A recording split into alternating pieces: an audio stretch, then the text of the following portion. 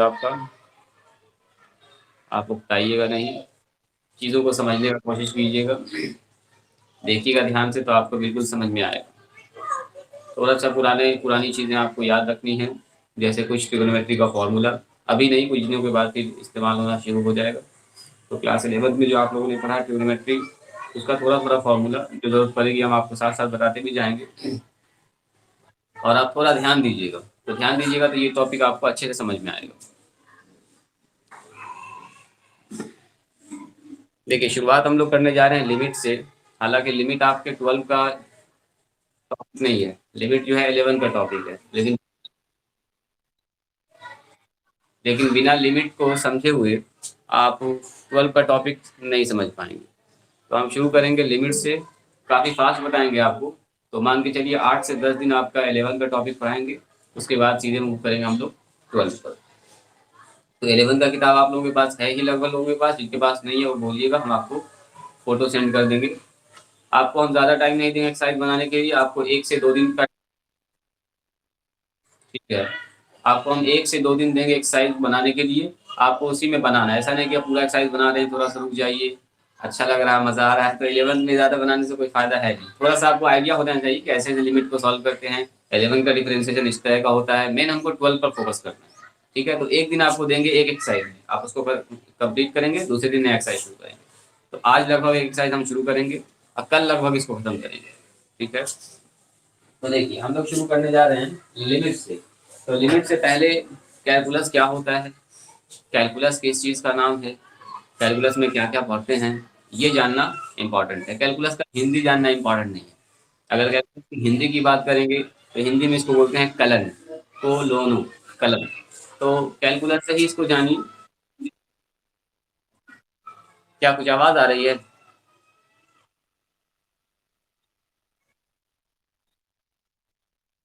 खेलने दो ना, हम लोग अपना पढ़ाई करते हैं, बच्चे लोग का तो काम ही है खेलना।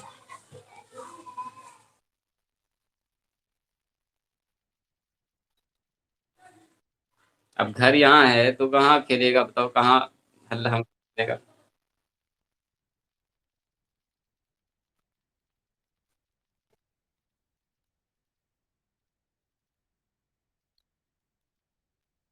चलिए आप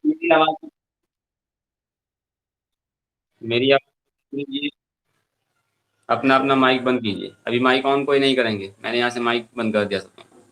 मेरी आवाज़ पर ध्यान दीजिए, अर्जुन की तरह ध्यान दीजिए, सिर्फ चिड़िया की आँख पर। ठीक है?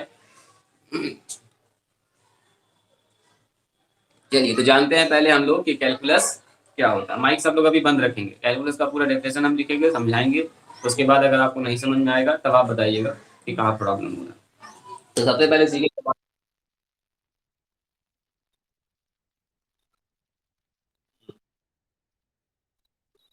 चलिए तो सबसे पहले देखेंगे व्हाट इज, इधर दिख रहा है ना आपको, what is calculus.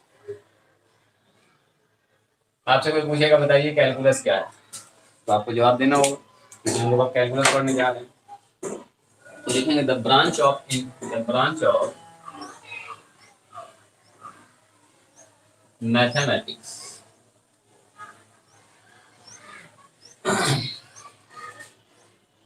which deals with the rate of, जो दिख रहा है आपको, rate of change of quantity, मतलब कोई क्वांटिटी किस रेट से चेंज कर रहा है। दूसरा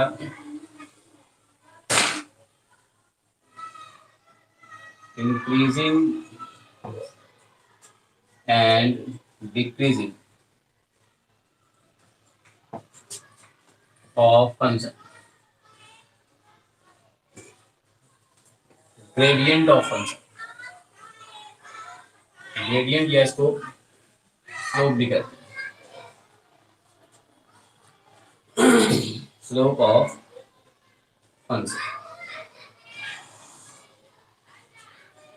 उसके बाद क्या, maximum and minimum value of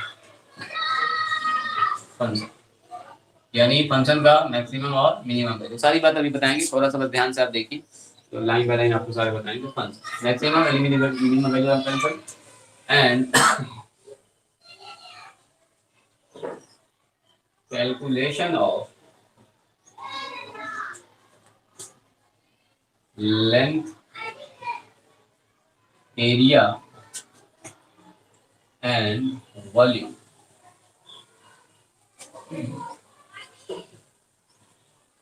by the help of,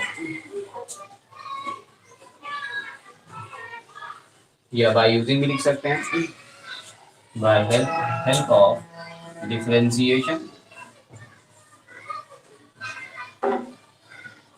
and integration।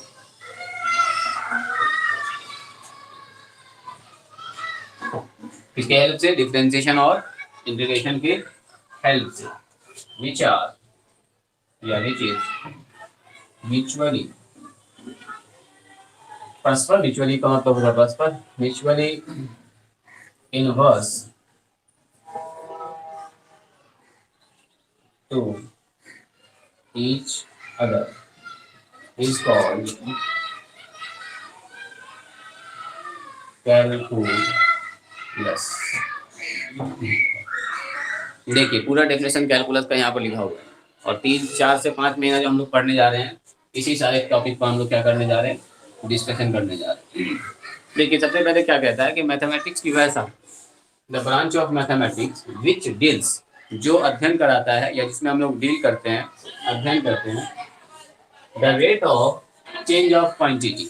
मतलब क्या हुआ कि कोई भी क्वांटिटी किस रेट से चेंज कर रही है, इसका अध्ययन करना। सबसे पहला पॉइंट क्या है? Rate of change of quantity. कोई भी क्वांटिटी किस रेट से बदल रही है। जैसे मान लीजिए एक बैलून है, बैलून में हम लोग क्या करते हैं, बर्थडे वगैरह मनाते हैं तो हवा भरते हैं। तो जैसे जैसे बैलून में हवा भरते हैं आप, तो क्या होता है, उसका वॉल्यूम बढ़ता है, यानी बैलून का साइज बढ़ता है। अब अगर देखेंगे तो पहला नंबर में क्या है, rate of change of quantity. उसका क्या हो रहा है, देखिए एरिया बढ़ रहा है, सॉरी वॉल्यूम बढ़ रहा है। यानी जैसे जैसे आप पंप करेंगे इसको, ये बैलून का साइज क्या होगा, बढ़ता जाएगा, फैलता जाएगा, फैलता जाएगा। साथ साथ आप क्या देख रहे हैं कि जैसे जैसे वॉल्यूम बढ़ रहा है, जैसे जैसे हवा उसमें भरते जा रहे हैं आप, उसी हिसाब से उसका सरफेस एरिया भी चेंज कर रहा है। पहले सरफेस एरिया छोटा था और आपने और पंप किया, वॉल्यूम बढ़ा तो सरफेस एरिया बढ़ गया। तो किस रेट से उसका सरफेस एरिया बढ़ रहा है, यानी चेंज कर रहा है, तो यही है rate of change of quantity. मान लीजिए आपके पास एक बाल्टी है, एक क्वांटिटी किस रेट से चेंज कर रहा है, बाल्टी है मान लीजिए, ये बाल्टी। अब इस बाल्टी में मान लीजिए इतना पानी भरा हुआ है, ये पानी भरा हुआ है, इसमें मान लो छेद, तो छेद हो गया तो क्या होगा, पानी नीचे गिरेगा। मान लो ये टपक रहा है, पानी टपक रहा है, तो क्या होगा, इसका जो लेवल है धीरे धीरे धीरे धीरे क्या होगा, डाउन होता जाएगा, धीरे धीरे डाउन। एक समय आएगा यहाँ पहुंच जाएगा, एक समय आएगा यहाँ पहुंच जाएगा। तो देखो इसके हाइट में कमी हो रहा है, पहले कुछ इतना पानी था, धीरे धीरे धीरे घटता जा रहा है, तो हाइट में कमी हो रहा है, यानी क्वांटिटी में कमी हो रहा है, वॉल्यूम इसका घटता चला जा रहा है। या मान लीजिए हमारे पास ये क्या है, ये बर्फ है, बर्फ का गोला है, बर्फ के गोले को ऐसे रख दीजिए, तो क्या होगा बताओ, गलने लगेगा चारों तरफ से, गलते गलते गलते गलते छोटा हो जाएगा। तो छोटा हो जाएगा, इसका मतलब इसका यहाँ पर क्या क्या चेंज हो रहा है, सोचिए वॉल्यूम बदल रहा है, सरफेस एरिया बदल रहा है, रेडियस बदल रहा है। जैसे जैसे ये छोटा होगा, सरफेस एरिया बदलेगा, वॉल्यूम बदलेगा और रेडियस भी छोटा होता जाएगा। देखो रेडियस पहले बड़ा था, अब इतना बड़ा हो गया, अब इतना बड़ा, अब इतना बड़ा। यानी जैसे जैसे ये छोटा होता जाएगा, वैसे वैसे क्या होगा, इसका वॉल्यूम घटता चला जाएगा, सरफेस एरिया कम होता जाएगा और रेडियस कम होता जाएगा। यानी 3 चीज इसका घटेगा। तो क्या हो रहा है, rate of change of quantity, quantity में बदलाव हो रहा है, वॉल्यूम में चेंज हो रहा है, सरफेस एरिया में चेंज हो रहा है, रेडियस में चेंज हो रहा है। दूसरा बात करते हैं, मान लीजिए एक हमारे पास नमक का गोला है, नमक का गोला, नमक के गोला को पानी में डाल दो, तो नमक के गोला को अगर आप पानी में डाल देंगे तो क्या होगा, तो गलना स्टार्ट हो जाएगा। गलते गलते गलते गलते क्या होगा, गोला छोटा हो जाएगा। तो सेम कंडीशन जैसे आइस का आप कह सकते हैं स्फीयर, ये मान लीजिए आइस का स्फीयर है, उसी तरह से आप सॉल्ट का स्फीयर कह सकते हैं। नमक का गोला पानी में डाल दीजिए, गलना शुरू हो जाएगा। तो क्या हो रहा है, यहाँ पर क्वांटिटी का लंबाई किसी का बदल रहा है, किसी में वॉल्यूम चेंज हो रहा है, किसी में कुछ चेंज हो रहा है। ठीक है, एक और चीज एग्जाम्पल बताते हैं। मान लीजिए हमारे पास शांत जल है, शांत जल, शांत जल है, बिल्कुल एकदम पानी रुका हुआ है। अब हम गए वहां पर, शरारती आदमी एक जाके पत्थर मार दिए, तो आप पत्थर मार तो क्या होगा बताइए, पानी इस तरह से ऐसे ऐसे वाइब्रेट करने लगेगा, तो आप देखते होंगे कि पानी का वेग बन जाता है इस तरह, और धीरे धीरे ये क्या होता है, बढ़ता चला जाता है इस तरह। ये वेग जो है पानी का ऐसे ऐसे एक समय ऐसा आता है कि फिर ये आपस में क्या होता है, बराबर हो जाता है। तो क्या देखते हैं आप कि जैसे हमने पत्थर मारा वैसे सर्कुलर वेव बनना स्टार्ट हो गया, और ये वेव इस तरह से आता है भी होगा। अब पत्थर मार के हम बाहर से देख रहे हैं, कूद जाएंगे तो फिर देखेंगे कैसे, नजर नहीं आएगा। तो भी हम तो ऊपर से देख रहे हैं, ईटा मारा हम लोगों ने तो इस तरह का वेव बन गया। तो क्या हो रहा है यहाँ पर देखो, तो सर्कल यहाँ पर बढ़ता चला जा रहा है, बढ़ता चला रहा है। इसका मतलब क्या हुआ कि यहाँ पर देखो एक रेडियस बदल रहा है, रेडियस पहले छोटा था, फिर बड़ा हो गया, फिर बड़ा हो गया, फिर बड़ा हो गया, फिर बड़ा हो गया, और बड़ा हो जाएगा, धीरे धीरे सर्कल बड़ा होता चला जा रहा है। तो साथ साथ इसका एरिया भी बढ़ रहा है, देखिए क्वांटिटी का एरिया भी चेंज कर रहा है। तो यहाँ पर हम लोग अध्ययन करने जा रहे हैं कैलकुलस में rate of change of quantity, पहला नंबर में यही हम लोग अध्ययन करेंगे। एक और एग्जांपल बताते हैं, आपको ज्यादा बेहतर समझ में आएगा। मान लीजिए यहाँ पर एक स्ट्रीट लाइट है, यहाँ पर एक लाइट लगा हुआ है, यहाँ पर बॉल मान लो ये जल रहा है, ये बॉल जल रहा है, एक आदमी यहाँ पर है, एक आदमी यहाँ पर है, खेल रहा है, मुस्कुरा रहा है। अब बताइए इसका परछाई मान लीजिए यहाँ पर बन रहा है, यहाँ पर है तो परछाई ऐसे बनेगा। अब ये आदमी जैसे जैसे आगे बढ़ेगा वैसे वैसे क्या होगा, इसका परछाई का लंबाई बढ़ता चला जाएगा। ये आदमी जैसे जैसे पोल से दूर जाएगा, इस पोल से, इस टावर से दूर जाएगा, वैसे वैसे क्या होगा, इसका लेंथ बढ़ता चला जाएगा। तो लंबाई हमारे पास बढ़ता जाएगा किसका, परछाई का। ये आदमी तो बेचारा 5 फीट का है तो 5 ही फीट रहेगा, लेकिन इसके परछाई का जो लंबाई है, इसका जो शेडो है वो इंक्रीज करेगा किसी एक खास रेट से। तो वो किस रेट से बढ़ रहा है उसको हम लोग कैलकुलेशन करेंगे इसमें, कैलकुलस में उसको निकालेंगे। ये किस रेट से घट रहा है, ये इसका हाइट, ये हम लोग कैलकुलस में अध्ययन करेंगे डिफरेंशिएशन का। इसका किस रेट से ये वॉल्यूम कम हो रहा है, अगर ये बर्फ का गोला है, अगर ये नमक का गोला है, पानी में डाल दिया गया, या आइस का गोला ऐसे ही रख दिया, तो किस रेट से इसका घट रहा है वॉल्यूम, किस रेट से इसका सरफेस एरिया घट रहा है, किस रेट से इसका रेडियस घट रहा है, वो निकालेंगे। बोलेगा कि रख दिया गया है और इस रेट से उसका वॉल्यूम घट रहा है, तो बताइए 20 मिनट के बाद उसका रेडियस क्या होगा, या 20 मिनट के बाद उसका सरफेस एरिया क्या होगा। ये आदमी इस रेट से चल रहा है, तो बताइए 10 मिनट चलने के बाद उसके छाया का लंबाई कितना हो जाएगा। ये सब हम लोग डिस्कस करेंगे इसमें डिफरेंशिएशन में, कैलकुलस के अंदर। किसमें हम लोग का rate of change of quantity में। यहाँ पे बोलेगा पत्थर मारा गया है, वेव जो है, वेव का त्रिज्या इस रेट से बढ़ रहा है, तो बताइए 5 मिनट के बाद उसका जो वेव बन रहा होगा, उसका उस सर्कल का एरिया क्या होगा वो बताइए। तो आपको कुछ डाटा दिया रहेगा, कुछ डाटा आपसे कहेगा निकालिए। दूसरा आपसे देखिए कहा गया increasing and decreasing of function. मतलब क्या हुआ कि कोई भी फंक्शन बढ़ रहा है कि घट रहा है, ये चीज आपको पता करना है। यानी किसी फंक्शन का ग्राफ हो सकता है कि ऐसा हो, बढ़ने वाला हो सकता है किसी फंक्शन का ग्राफ क्या हो, घटने वाला हो। जैसे जैसे x का मान बढ़ाएंगे वैसे वैसे y का मान क्या हो रहा है, घट रहा है। तो ये हुआ इंक्रीजिंग फंक्शन, बढ़ने वाला फंक्शन, और ये हुआ डिक्रीजिंग फंक्शन। यानी किसी फंक्शन को देख के कैसे बताएंगे कि वो फंक्शन इंक्रीजिंग है कि डिक्रीजिंग है। जैसे फॉर एग्जाम्पल देखिए, एग्जाम्पल में आपको बताते हैं, एक फंक्शन हमारे पास होता है, देखिए एफ एक्स बराबर एक्स स्क्वायर। आपने शायद क्लास 8 में या 9th में इसका ग्राफ खींचा हो, एक्स स्क्वायर। जब आप इसका ग्राफ प्लॉट करेंगे ना, तो ग्राफ इसका कुछ ऐसा है, इसका ग्राफ ऐसा आएगा। तो इससे क्या देख रहे हैं हम लोग कि ये 0 से जैसे हम लोग आगे बढ़ते हैं एक्स पॉजिटिव डायरेक्शन में, तो इसका मान देखो बढ़ता है, तो इसको बोलेंगे इंक्रीजिंग। ये 0 से लेके देखो, 0 से लेके एक्स पॉजिटिव डायरेक्शन में इंक्रीजिंग है।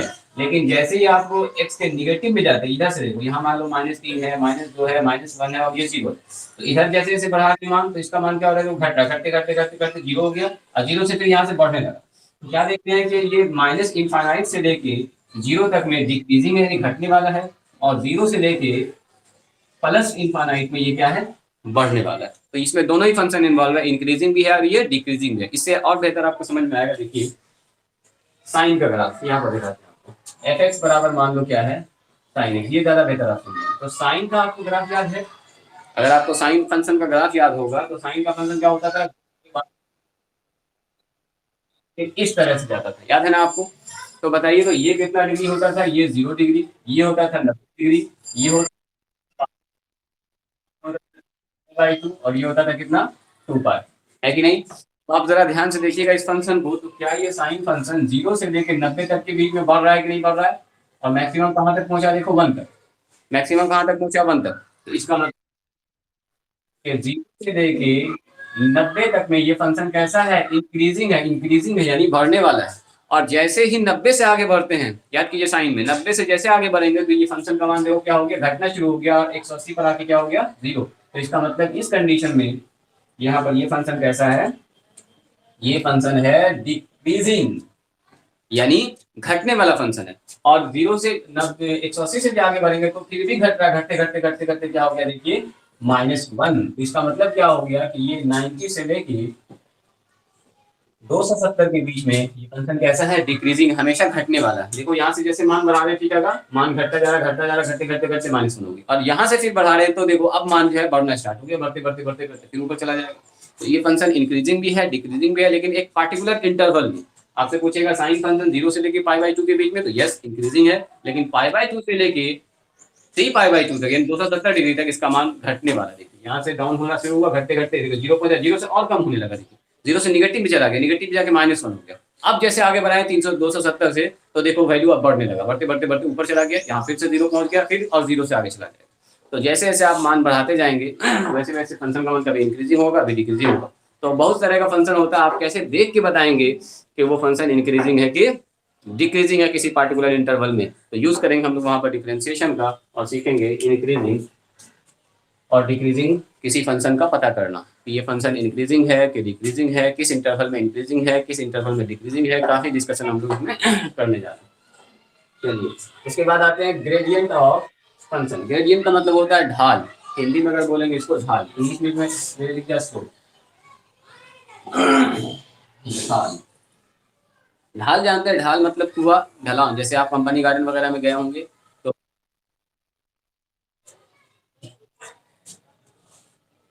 ढाल लिखा हुआ है, ढाल ढाल जानते हैं।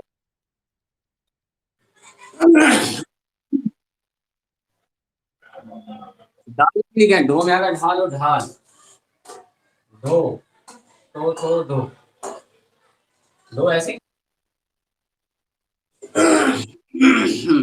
ढाल नहीं लिखा हुआ है, ढाल लिखा हुआ है।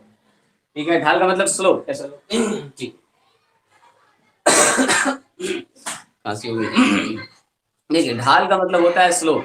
जैसे आप कंपनी गार्डन में गए तो जिराफ देखे होंगे ऐसे गर्दन नीचे किए हुआ है, ऊपर बच्चे लोग चढ़ जाता है, ससर जाता है, तो उसी को बोलते हैं ढाल यानी स्लोप। अब देखिए यानी आप पहचानना ये है कि कोई भी फंक्शन का ग्रेडियंट कितना है, मतलब किसी फंक्शन का अगर ग्राफ खींचेंगे तो उसका ढाल कितना होगा, मैक्सिमम होगा मिनिमम होगा, ज्यादा ढाल होगा कम ढाल होगा, कैसे पता चलेगा। देखिए अगर हम आपको दो लाइन दें, नीचे दिख रहा है,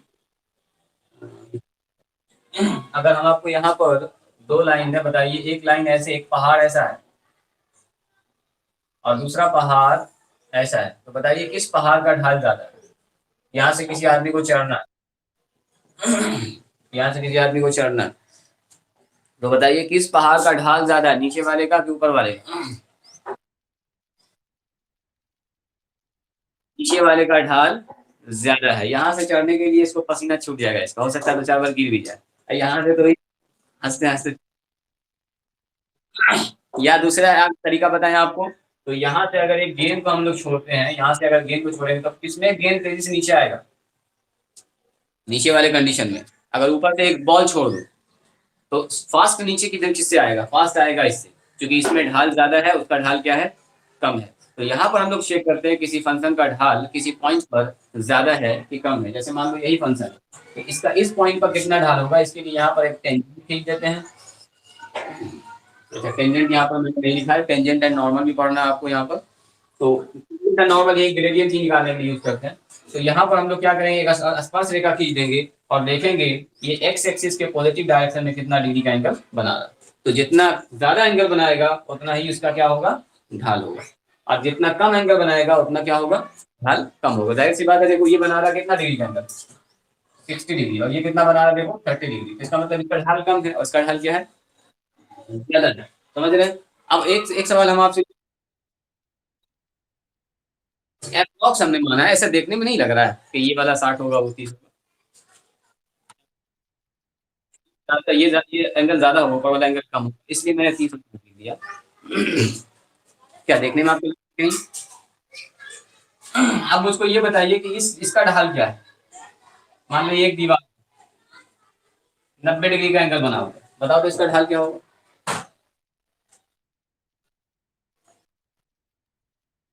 ढाल और लोग बताइए तो ढाल क्या होगा इसका? अनुष्का, सोहेल बताओ।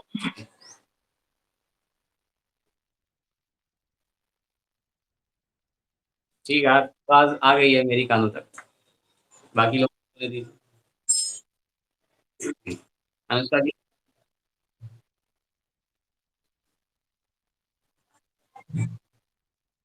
भाई बताओ, अपना बताओ।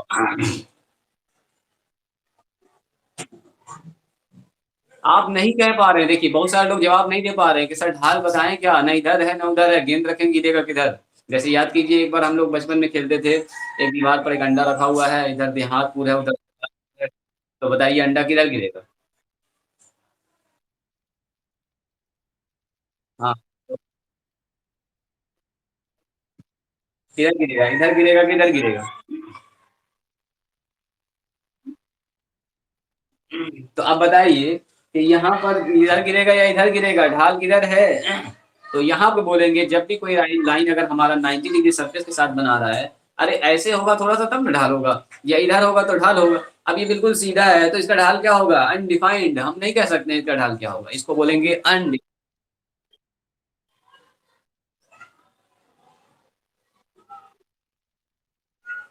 मतलब और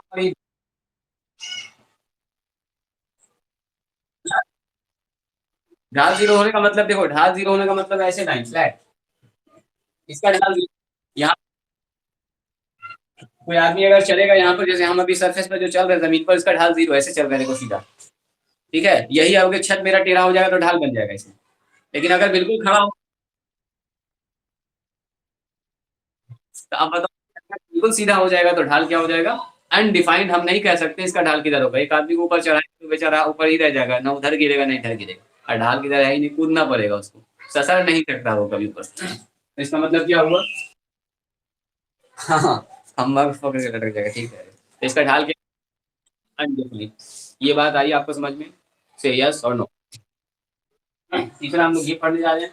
अब देखिए एक चीज यहाँ पर है, maximum and minimum value of a function, यानी किसी फंक्शन का मैक्सिमम या मिनिमम वैल्यू निकालना। हम लोग सीखेंगे इसके डिफरेंशिएशन में, यानी कैलकुलस के अंदर पढ़ेंगे डिफरेंशिएशन, वहां सीखेंगे। मतलब ये होगा कि दुनिया का कोई भी फंक्शन आपसे पूछेगा बताइए कि इस फंक्शन में अगर एक्स का मान हम रखेंगे तो मैक्सिमम वैल्यू क्या आ सकता है, यानी उससे बड़ा मान आ ही नहीं सकता उस फंक्शन में। यानी जैसे आपको देखिए हम बताएं साइन का फंक्शन, तो साइन का बताइए इसमें दुनिया का कोई भी एंगल रख देंगे, क्या इसका मान वन से बड़ा होगा कभी भी? तो इसका मतलब ये हुआ कि साइन फंक्शन का जो मैक्सिमम वैल्यू होता है वो क्या होता है? वन। और अगर आपसे पूछेंगे बताइए मिनिमम वैल्यू क्या होगा साइन का? Minus one, minus one, zero नहीं। जीरो तो यहाँ पर है, देखिए इससे भी नीचे चला गया माइनस। इसका मतलब ये हुआ, आपको बताया था देखिए साइन का रेंज कहाँ से कहाँ तक होता है? वन से लेके माइनस वन से लेके कहाँ तक? वन तक। यानी साइन का मैक्सिमम वैल्यू वन होता है और मिनिमम वैल्यू माइनस वन होता है, क्योंकि जीरो से भी छोटा होता है माइनस। तो बताइए किसी फंक्शन का एक मैक्सिमम वैल्यू होता है कि नहीं होता है, किसी फंक्शन का एक मिनिमम वैल्यू होता है कि नहीं होता है, तो क्या उसके निकालने का कोई तरीका होना चाहिए कि नहीं होना चाहिए? क्या सबके लिए ग्राफ बना के देखेंगे, मान चेक कर करके देखेंगे? हमारे पास एक पर्टिकुलर मेथड होना चाहिए जिससे हम किसी भी फंक्शन का मैक्सिमम मान पता कर दें और मिनिमम मान पता कर दें। यहाँ पर साफ सब कुछ बता दें, इसका मैक्सिमम वैल्यू वन है, मिनिमम वैल्यू माइनस वन है, क्योंकि हम लोग साइन फंक्शन पढ़े हुए हैं, ग्राफ इसका देखे हुए हैं, इसलिए तो क्या हर फंक्शन का ग्राफ खींचेंगे? अलग अलग तरह का फंक्शन आएगा तो ग्राफ खींच के देखेंगे नहीं, तो हम लोग यूज करेंगे डिफरेंशिएशन का मेथड, और उसको हम लोग फिर डिस्कशन करेंगे। दूसरा देखिए, अब यहाँ पर इंपॉर्टेंट है कैलकुलेशन ऑफ लेंथ। यहाँ पर देखिए हम लोग सीखने जा रहे हैं लेंथ का कैलकुलेशन करना, लंबाई का, एरिया का यानी क्षेत्रफल का, और दूसरा क्या है हमारे पास? वॉल्यूम यानी आयतन का। मैक्सिमम मतलब अधिकतम मान, मिनिमम मतलब न्यूनतम मान, मैक्सिमम एंड मिनिमम वैल्यू, अधिकतम मान और न्यूनतम मान, हिंदी में इसको कहते हैं। तो ये काम हमारा हो गया ना, मैक्सिमम मिनिमम का हम सिर्फ ग्राफी में समझा दिया आपको। अब अलग अलग लेके एग्जांपल बताने से कोई फायदा नहीं, जब हम लोग पूरा डिस्कशन करेंगे एक्सरसाइज पर पढ़ेंगे तो वहां पर फिर देखेंगे। ये जितना लिखा हुआ है सब एक एक एक्सरसाइज लिखा हुआ है, इस लेसन में जितना भी लिखा हुआ है टोटल आपको 5 एक्सरसाइज है इसका एप्लीकेशन पहले हम लोग डिफरेंशिएशन पढ़ेंगे, इंटीग्रेशन पढ़ेंगे, फिर उसका जब एप्लीकेशन पढ़ेंगे तब आपको पता चलेगा कि अच्छा d y upon d x का मतलब क्या होता है, इंटीग्रेशन का मतलब क्या होता है। तो यहाँ पर देखिए हम लोग सीखने जा रहे हैं क्या, लेंथ निकालना सीखेंगे, एरिया निकालना सीखेंगे और वॉल्यूम निकालना सीखेंगे। तो याद कीजिए आपसे 10th में आपको कहा गया था क्या, विड्थ का एरिया क्या होता है जी, पाई आर स्क्वायर होता है, आप याद कर लीजिए। आप कभी पूछे कि sir pi pi r q क्यों नहीं हुआ ऐसा क्यों नहीं हुआ, पाई आर क्यू, आपके मन में कभी सवाल आया, अच्छा 2 पाई आर स्क्वायर क्यों नहीं हुआ, विड्थ का क्षेत्रफल 2 पाई आर स्क्वायर क्यों नहीं हुआ, पाई आर स्क्वायर ही क्यों, जवाब है आपके पास,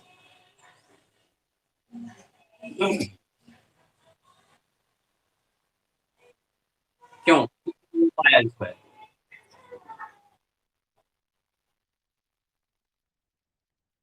तो कैसे स्टेज पर पहुंच चुके हैं कि अब हम लोग सीखेंगे कि वो फॉर्मूला कैसे ड्राइव हुआ है। जैसे याद कीजिए आपको बताया गया ट्रायंगल का एरिया, तो ट्रायंगल का एरिया क्या होता है कि हाफ इंटू आर हाफ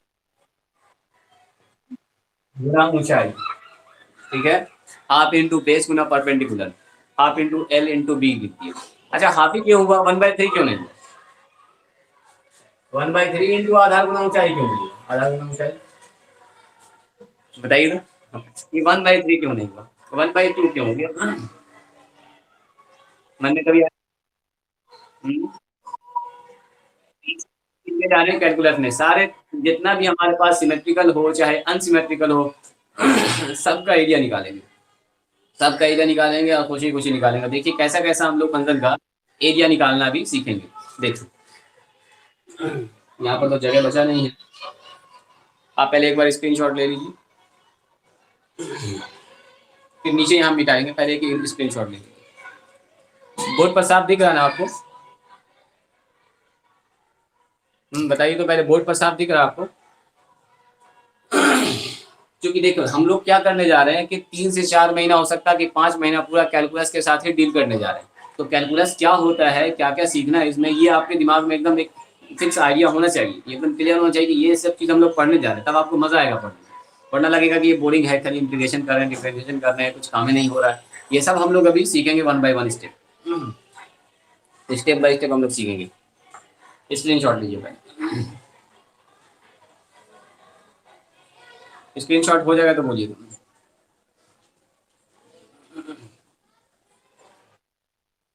चलिए अच्छी बात,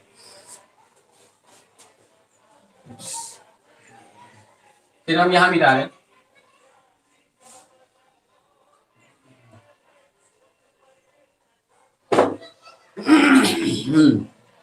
तो देखिए बात कर रहे थे हम लोग इसकी लेंथ की, एरिया की और वॉल्यूम की। जैसे हम लोग एरिया पढ़े हुए हैं सर्कल का कि पाई आर स्क्वायर होता है, रेडियस आर है, तो जैसे ट्रायंगल का एरिया पढ़े हुए हैं कि अगर बेस हमारे पास बी है, ऊंचाई अगर एच है, तो half into b into h. तो मेरे आपके मन में क्या ये कभी सवाल आया कि सर 1/2 ही क्यों हुआ, 1/3 क्यों नहीं हो गया, पाई आर स्क्वायर ही क्यों हुआ, 2 पाई आर स्क्वायर क्यों नहीं हुआ, 1/2 पाई आर स्क्वायर क्यों नहीं हुआ। अरे जैसे इसका 1/2 है, इसमें क्या नहीं हुआ 1/2 पाई आर स्क्वायर, या 1/3 क्यों नहीं हुआ।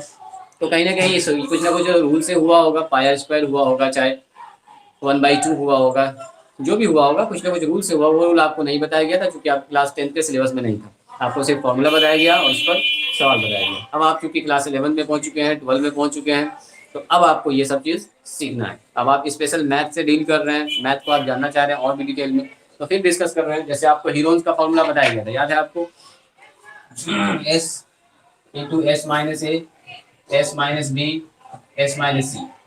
10th में 9th में क्या किया था आपने, इस पर खूब सवाल बनाया था। एस बराबर क्या होता है, semi perimeter divided by 2, a plus b plus c divided by 2, इस पर आपने सवाल बनाया था। लेकिन क्लास 11 में जब हम लोगों ने ट्रिग्नोमेट्री पूरा डिटेल में पढ़ा, तो वहाँ पे याद कीजिएगा हीरोन्स का फॉर्मूला हम लोगों ने साबित किया था कि एरिया ऑफ ट्रायंगल क्या होता है, S into S minus A, S minus B, S minus C. ये याद आया सबको, ये हम लोगों ने डील किया था, ट्रिग्नोमेट्री जब पढ़ाया था बताया था, अनुष्का को याद आ गया, सोहेल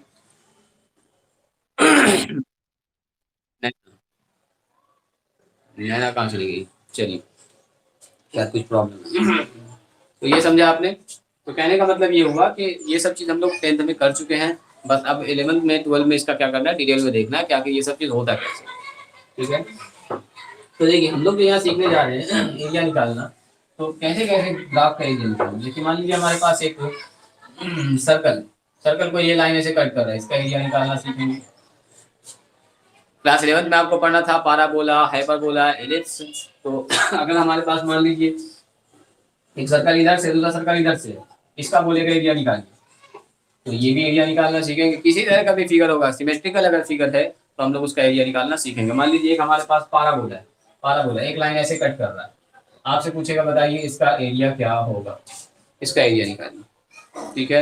हो सकता है कि डबल पाराबोला हो, एक पाराबोला ऐसे जा रहा है और दूसरा आपके पास एक सर्कल है, आपसे पूछेगा बताइए इसका एरिया क्या होगा। तो कुछ भी आपसे पूछा जा सकता है, ठीक है। तो यहाँ पर हम लोग क्या सीखेंगे, किसी भी सिमेट्रिकल फिगर का एरिया निकालना। पाराबोला हो सकता है, सर्कल हो सकता है, इलिप्स हो सकता है। इलिप्स पर आप लोगों ने देखिए इलिप्स ऐसा होता है, इलिप्स को मान लो एक लाइन ऐसे कट करना, इसका एरिया आपसे पूछेगा बताइए क्या होगा।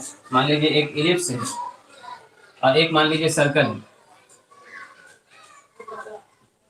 ये कट कर रहा है, तो बताइए इसका एरिया क्या होगा। मान लीजिए एक इलिप्स है, इलिप्स ही है और दो लाइन ऐसे गुजर रहा है, पूछेगा आपसे बताइए ये वाला एरिया से बताइए। या मान लीजिए एक पाराबोला ही है, पाराबोला अपवर्ड पाराबोला, दो लाइन ऐसे कट कर रहा है, बोलेगा इसका एरिया बताइए क्या होगा, ठीक है। तो कई तरह का ज्योमेट्रिकल फिगर बन सकता है जिसका एरिया निकालना हम लोग सीखेंगे किस मेथड से, इंटीग्रेशन से। एरिया का जहाँ पर यूज करेंगे वहाँ यूज होगा इंटीग्रेशन, और जहाँ पर क्वांटिटी के चेंज करने की बात होगी, जहाँ पर इंक्रीजिंग डिक्रीजिंग फंक्शन होगा, जहाँ पर मैक्सिमम मिनिमम वैल्यू होगा, वहाँ पर डिफरेंशिएशन का यूज करेंगे। तो डिफरेंशिएशन का यूज ज्यादातर क्या है, इंक्रीजिंग डिक्रीजिंग में, स्लोप निकालने में, मैक्सिमम मिनिमम वैल्यू निकालने में, rate of change of quantity में। और इंटीग्रेशन का यूज कहाँ पर है, ज्यादातर एरिया निकालने में, वॉल्यूम निकालने में। तो इंटीग्रेशन जब आएगा तो हम लोग वहां पर सीखेंगे कि विड्थ का क्षेत्रफल क्या होता है, पाई और स्क्वायर, इसको हम लोग प्रूव भी करेंगे। अगर आप ट्रायंगल का करना चाहें तो खुद से कर सकते हैं, 1/2 आधार गुना ऊंचाई। आप रेक्टेंगल का करना चाहते हैं तो खुद से कर सकते हैं। फिर आप किसी भी सिमेट्रिकल फिगर का एरिया निकाल देंगे, फिर आपको कोई दिक्कत नहीं होगा। बस एक बार आपको क्या जानना है, उसका प्रोसेस जानना है कि एरिया आखिर निकालते कैसे है। तो एरिया का यूज करेंगे हम लोग, एरिया निकालने के लिए इंटीग्रेशन का यूज करेंगे। बाकी सब चीजों के लिए क्या यूज करेंगे, डिफरेंशिएशन का यूज करेंगे। तो ये सब चीज हम लोग पढ़ने जा रहे हैं इसमें, कैलकुलस में। तो विद द हेल्प ऑफ किससे, डिफरेंशिएशन से। लेंथ एरिया निकालेंगे, लेंथ निकालेंगे डिफरेंशिएशन से, इंक्रीजिंग डिक्रीजिंग डिफरेंशिएशन से करेंगे, या एरिया वॉल्यूम किससे निकालेंगे हम लोग, इंटीग्रेशन से। यहाँ पर एक बार दिखा देखिए, which is mutually inverse two each other, यानी ये दोनों क्या है, एक दूसरे का उल्टा है। यानी डिफरेंशिएशन इंटीग्रेशन का उल्टा है और इंटीग्रेशन डिफरेंशिएशन का उल्टा है। जैसे रात का उल्टा दिन है, दिन का उल्टा रात है। आसमान का उल्टा क्या है, जमीन है, जमीन का उल्टा आसमान है। आदमी का उल्टा क्या है, औरत है, यानी मर्द का औरत, मेल का फीमेल, फीमेल का मेल। उसी तरह से यहाँ पर क्या है, इंटीग्रेशन है और दूसरा डिफरेंशिएशन है। एक हमारे पास डिफरेंशिएशन है तो ठीक उसका उल्टा होता है इंटीग्रेशन। कहने का मतलब ये हुआ कि अगर आप आसमान जान गए तो उसका जमीन तो आपको पता ही है, तो आपको दिक्कत नहीं होगी। कहने का मतलब अगर आपने एक बार डिफरेंशिएशन अच्छी तरह से सीख लिया तो इंटीग्रेशन आपके लिए ज़्यादा मुश्किल नहीं होगा, क्योंकि दोनों ही एक दूसरे का क्या है, उल्टा है। कहने का मतलब एक बार ऊपर से लिखा गया और दूसरी बार नीचे से लिखा गया। जैसे मान लीजिए किसी को ऊपर से लिखने का आदत है, ऊपर से लिखते हुए नीचे आया और फिर से नीचे से लिखा ऊपर, एक बार ऊपर से गया दूसरी बार नीचे से गया। कहने का मतलब एक बार क्वेश्चन से आंसर लाना और एक बार आंसर से क्वेश्चन की तरफ जाना। तो ये पूरा प्रोसेस है किसका, इंटीग्रेशन और डिफरेंशिएशन का। आप फिजिक्स पढ़ रहे होंगे तो इंटीग्रेशन वहाँ पर यूज होता है। छोटे छोटी चीज़ को जब बड़ा किया जाता है मिला के, तो वहाँ पर हम लोग इंटीग्रेशन का यूज करते हैं। और जब बड़े चीज़ों को छोटे चीज़ मान लिया जाता है तो वहाँ पर हम लोग क्या करते हैं, डिफरेंशिएशन का यूज करते हैं। तो छोटा सा अगर लंबाई मानना है तो dx मानते हैं, याद कीजिएगा dy/dx। आप डिफरेंशिएशन पढ़ रहे होंगे फिजिक्स में, इंटीग्रेशन यूज कर रहे होंगे आप फिजिक्स में। जब छोटे छोटे एरिया को मिला के एक बड़ा एरिया बना दिया जाता है तो लिखते हैं हम लोग, जीरो से लेके वहाँ तक जोड़ना है, x dx, याद कीजिए। अभी इंटीग्रेशन का कुछ आप सवाल बना रहे होंगे फिजिक्स में, 12 में प्रूव कर रहे होंगे, तो वहाँ पर हम लोग इंटीग्रेशन का यूज करते हैं। पहले एक बड़े से चीज़ को छोटा मान लेते हैं और उस छोटे से चीज़ को जीरो से लेके आर तक या जीरो से लेके इनफाइनाइट तक हम लोग क्या इंटीग्रेट कर देते हैं। छोटे छोटे पार्ट को जोड़ दिया तो उसी को बोलते हैं हम लोग इंटीग्रेट करना, जोड़ देना। तो उसको बोलेंगे इंटीग्रेशन। तो इंटीग्रेशन और डिफरेंशिएशन क्या है, दोनों एक दूसरे का उल्टा है। डिफरेंशिएशन का मतलब चेंज ऑफ क्वांटिटी, dy/dx, ऐसे लिखेंगे हम लोग, dy/dx। ये ज़्यादा यूज़ होगा। अभी d y upon d x क्या है, ये कैसे यूज़ करते हैं, इसका क्या मतलब है, सब हम लोग सीखेंगे जब डिफरेंशिएशन स्टार्ट करेंगे। तो उसके बाद इंटीग्रेशन का ये सिंबल होता है, हम लोग यूज़ करेंगे, वहाँ पर देखेंगे इस तरह का सिंबल, जैसा हाथी का सूंड होता है। हाथी का सूंड आपने देखा इस तरह से होता है, ऐसा हाथी का सूंड। तो this is the symbol of integration. तो ये डिफरेंशिएशन का सिंबल है। वन बाय वन हम लोग सारा डिस्कशन करेंगे। तो देखिए, डिफरेंशिएशन इंटीग्रेशन को समझने से पहले 12 का आपको समझना होगा 11th क्लास का लिमिट और 11th क्लास का थोड़ा सा डिफरेंशिएशन, क्योंकि 11th क्लास में बहुत ही कम डिफरेंशिएशन है और हल्का हल्का डिफरेंशिएशन। और 12 में फिर जहाँ पर 11 का डिफरेंशिएशन खत्म होगा, यानी जहाँ पर 11 का कैलकुलस खत्म होगा, वहीं से 12 का कैलकुलस शुरू होता है। तो पहले 11 का लिमिट पढ़ाएंगे आपको, 11 का जो कैलकुलस का चैप्टर है वो पढ़ाएंगे, यानी डिफरेंशिएशन का थोड़ा थोड़ा छोटा छोटा टॉपिक है, छोटा छोटा सवाल सब इजी इजी, उसको बताने के बाद सीधे हम लोग मूव कर जाएंगे क्लास 12 में। तो मान के चलिए 8 से 10 दिन लिमिट में और 11 के डिफरेंशिएशन में लगेगा, उसके बाद सीधे सीधे मूव करेंगे क्लास 12 के डिफरेंशिएशन। तो इसको डिफरेंशिएशन बहुत आसान है आपके लिए, तो बिल्कुल आसान है। जो आपने पढ़ा है उसको एकदम भूल जाइए, उसको डिलीट कर दीजिए, उससे पिछले से बिल्कुल रिलेट नहीं करेंगे आप। ठीक है, और अभी जो हम पढ़ा रहे हैं उसको आप स्टेप बाय स्टेप ध्यान से समझिए और कोशिश कीजिए आप थोड़ा सा 2 मिनट समझने का, तो आपको एकदम बिल्कुल समझ में आएगा और आपको मजा आएगा इंटीग्रेशन और डिफरेंशिएशन बनाने में। ठीक है, मजा नहीं आया तो पैसा वापस। ठीक है, बहुत मजा आएगा, आप लोगों को तो बहुत मजा आएगा, क्योंकि आप लोग तो काफी तेज हैं। ठीक है, तो हम लोग पढ़ेंगे देख, हम लोग लिमिट, नहीं नहीं, हम झूठी तारीफ नहीं करते। तो देखिए, हम लोग शुरू करेंगे आज। तो अब काफी टाइम हो गया है इसके डिफरेंशिएशन में ही, इसके पूरा डेफिनेशन में ही, तो आज हम लोग इसको अब छोड़ देते हैं और हम लोग कल से स्टार्ट करेंगे लिमिट। तो आप मिस नहीं करेंगे, लिमिट का पूरा कंसेप्ट जानेंगे, लिमिट क्या होता है, क्योंकि अभी शुरू करेंगे तो काफी लंबा क्लास चला जाएगा और बेहतर नहीं है अभी शुरू करना, क्योंकि काफी ज्यादा टाइम भी हो चुका है, 49 हो गया ना, 49। तो बताइए कैसा रहा आज का क्लास, आपको कुछ आइडिया हुआ कि कैलकुलस क्या है और क्या क्या हम लोग इसमें पढ़ने जा रहे हैं।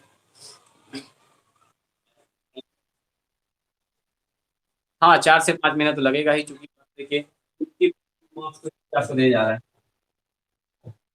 50%, 44 से लेकर 50 नंबर।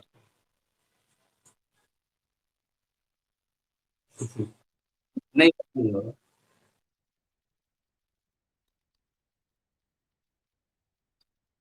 अच्छा, कोई बात नहीं है, तो रिकॉर्डिंग तो रहेगा ही अवेलेबल, एक बार फिर से देख लोगे, रिकॉर्डिंग जरूर देख लेंगे आप। घबराने की बात नहीं, क्योंकि आप टीचमेंट पढ़ा चुके हैं हम लोग, तो उसमें रिकॉर्डिंग का है, अच्छी बात है।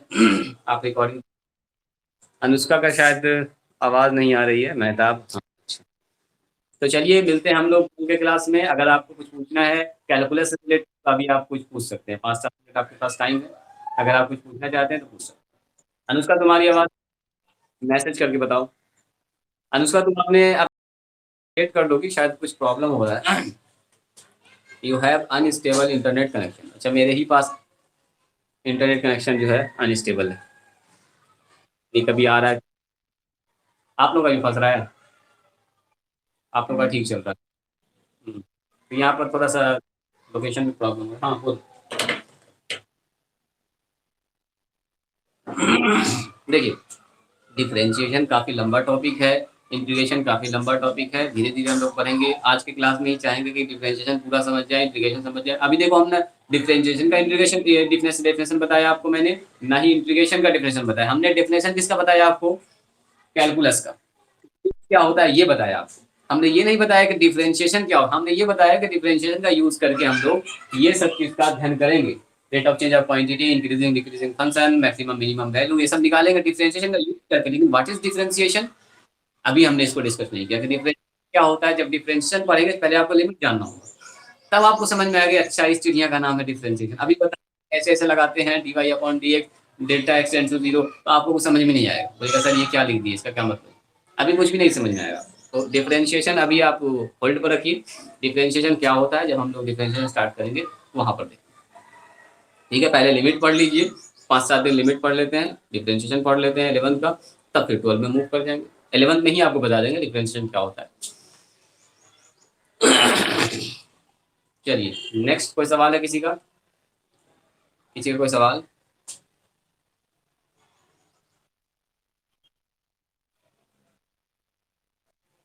हाँ, अनुष्का की आवाज ठीक आ रही है। आज का क्लास समझ में आया? अनुष्का बताओ। चलिए अच्छी बात है। हम्म। हाइपरबोला देखो, एक होता है पाराबोला, एक होता है हाइपरबोला। डिटेल में पढ़ेंगे तो इसका दोनों का फॉर्मूला अलग अलग होता है। आपको सिर्फ हम ज्योमेट्रिकल फिगर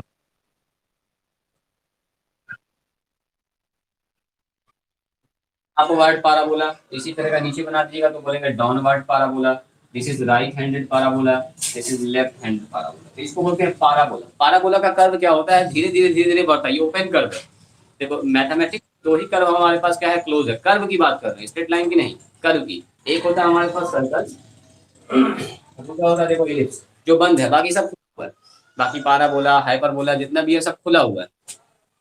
तो ये दोनों क्या हमारे पास क्लोज है, ये दोनों बंद है चारों तरफ से।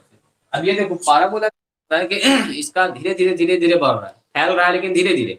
लेकिन हाइपरबोला में क्या होगा? हाइपरबोला ये एकदम बहुत तेजी से फैल जाता है ना, बोलते हैं हाइपर हो गया आदमी। हाइपर टेंशन, टेंशन बहुत ज्यादा हो गया तो हाइपर टेंशन हो गया। बोलते हैं बात करते करते ये आदमी हाइपर हो जाता है, मतलब बात करते करते गुस्सा जाता है। ये तो मतलब बहुत फास्ट फास्ट बढ़ जाना। यानी यहाँ पर ई का रेशियो जो है, ई का रेशियो अगर हम बात करें, ई का रेशियो 1 से बड़ा होता है और यहाँ 1 के बराबर होता है। और ई का रेशियो यहाँ लेस देन 1 होता है। सॉरी, पाराबोला कंडीशन में ई होगा 1 के बराबर और यहाँ होगा ई का मान लेस देन 1। ई पढ़ा होगा आपने इसेंट्रिसिटी। इसेंट्रिसिटी उत्केंद्रता हिंदी बोलते हैं इसको। जिन्होंने कोनिक सेक्शन पढ़ा है उनको पता होगा। ई बराबर होता है सी, नैनो पता होगा।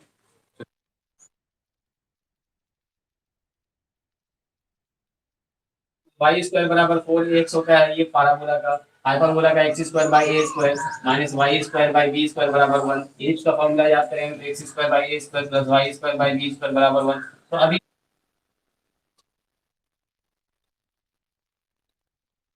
ये देखो स्क्वायर होता है इलिप्स का, हाइपरबोला का और ये पाराबोला का। और एक आपने पढ़ा होगा सर्कल का इक्वेशन, सर्कल पढ़ा होगा। पाराबोला हाइपरबोला से पहले होता है सर्कल। बराबर A square, this is equation of circle. तो 11 में बहुत सारी चीज पता था आपको इक्वेशन।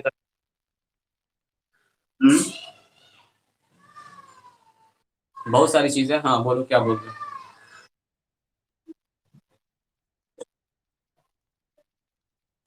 हाँ बिल्कुल।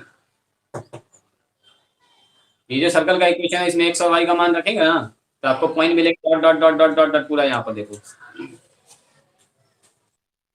हाँ बिल्कुल, ग्राफ में x square plus y square बराबर अगर 9 लिखा हुआ है तो ये एक ऐसे सर्कल का इक्वेशन लिखा हुआ है जिसका रेडियस कितना है, 3 यूनिट।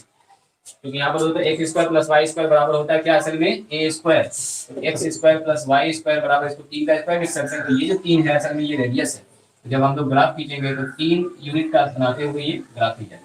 तो आप अलग अलग एक्स और वाई का मान यहाँ पर रखेंगे ना तो आपको ये सारा पॉइंट मिलेगा। एक पॉइंट यहाँ मिलेगा, यहाँ मिलेगा, सारा पॉइंट आपको मिलता जाएगा, एक सर्कल बन जाएगा। हम्म।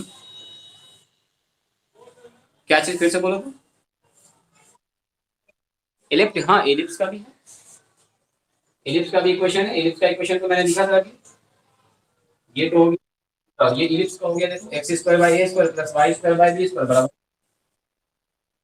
हाइपरबोला का माइनस होता है बीच में, बस यही फर्क है। इलिप्स का और हाइपरबोला का एक जैसा होता है, बट हाइपरबोला में माइनस, इलिप्स में प्लस।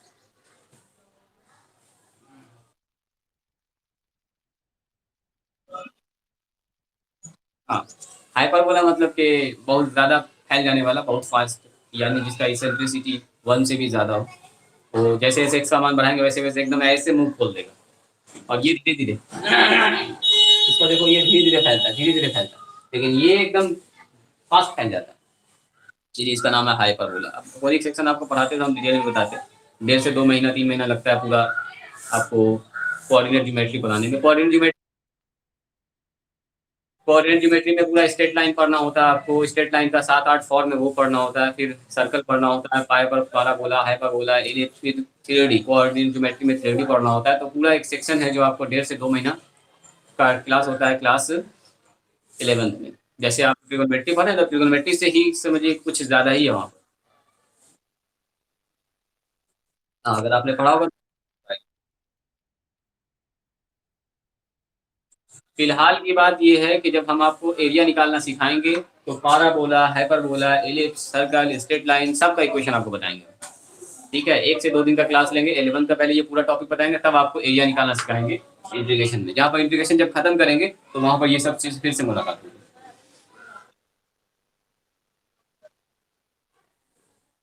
हाँ बोलो, क्या बोलना चाह रहे हो मेहताब? छुट्टी? हाँ बस छुट्टी ही है समझिए, बस आप लोगों से बात कर रहे हैं, नहीं है ईद की छुट्टी। जिस दिन होगा, ईद का 3 दिन छुट्टी दे देंगे।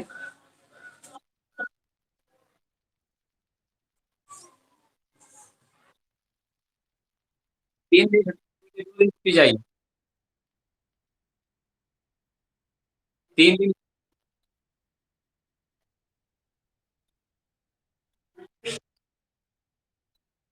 को मैसेज, सुनिए, माइक सब लोग अभी बंद रखेंगे, कोई भी ऑन नहीं करेंगे।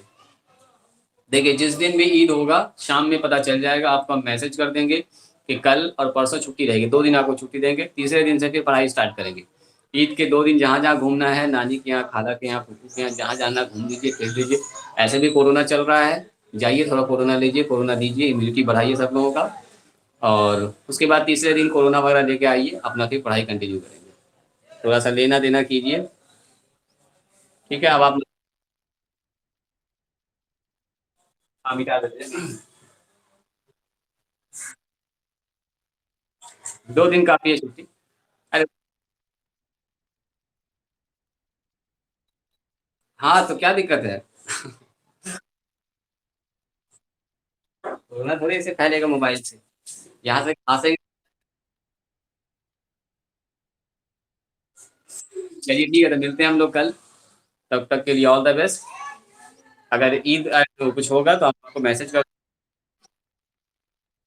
कल 13 तारीख, अगर आज चांद निकल जाएगा तो कल ईद होगी, अगर नहीं निकला तो परसों ईद होगा फिर।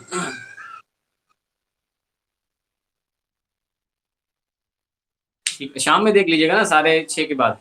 सॉरी, 6:15 के बाद, 6:15-20 मिनट में आप देख सकते हैं, नजर आ जाएगा।